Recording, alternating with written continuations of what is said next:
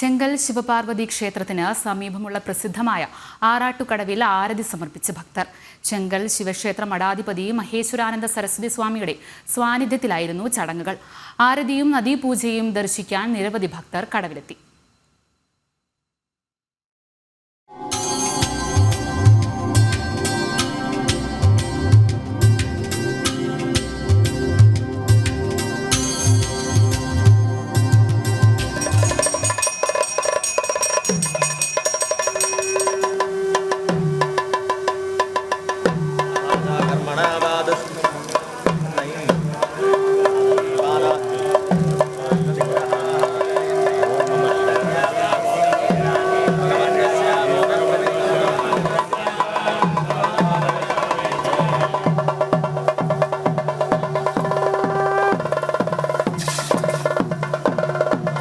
ഗംഗാനദിയിലെ ജലാരതി പവിത്രമായ ചടങ്ങാണ്. തലസ്ഥാനവാസികൾക്കും ഈ പവിത്രമായ ചടങ്ങ് നേരിൽ കാണാനുള്ള ഭാഗ്യമാണ് ലഭിച്ചത്.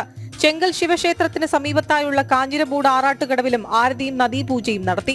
ചെങ്കൽ ശിവക്ഷേത്ര മഠാധിപതി മഹേശ്വരാനന്ദ സരസ്വതി സ്വാമിയുടെ സാന്നിധ്യത്തിലായിരുന്നു ചടങ്ങുകൾ. ക്ഷേത്രതന്ത്രിയുടെ കാർമ്മികത്വത്തിൽ നടന്ന ആരതിയിൽ 101 ആചാര്യന്മാർ പങ്കെടുത്തു.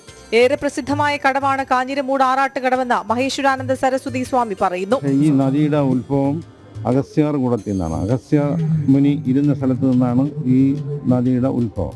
ഇതിൽ കല്ലാർ മുല്ലയാർ എന്ന് പറയുന്ന 2 ആറ് കൂടെ ചേരുന്നുണ്ട്. അപ്പോൾ ത്രിവേണി സംഗമം പോലെയാണ് ഇത് ഇങ്ങോട്ട് ഒഴുകി വരുന്നത്. അഗസ്ത്യാർ മുനി ഇരുന്ന സ്ഥലത്ത് നമ്മുടെ ദേവഋഷികളിൽ ഒരാളായ അത്രി മഹർഷി അദ്ദേഹത്തിനെ കാണാൻ പോയി. അത്രി മഹർഷി അദ്ദേഹത്തെ കാണാൻ പോയപ്പോൾ അദ്ദേഹം നദിയിലിറങ്ങി ദേഹശുദ്ധി ചെയ്യാനായിട്ട് ഇങ്ങനെ കോരി ദേഹമൊക്കെ കഴുകി വെള്ളം. പക്ഷെ അത് വെള്ളമായിരുന്നില്ല, നെയ്യായിരുന്നു.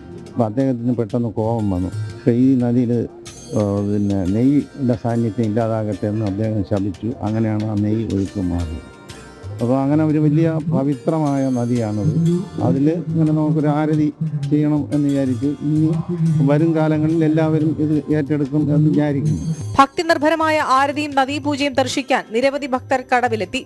ജനം TV managing director S. Rajasekharan Nair, നിരവധി സന്യാസി ശ്രേഷ്ഠന്മാർ ഉൾപ്പെടെയുള്ളവർ ചടങ്ങിൽ പങ്കെടുത്തു.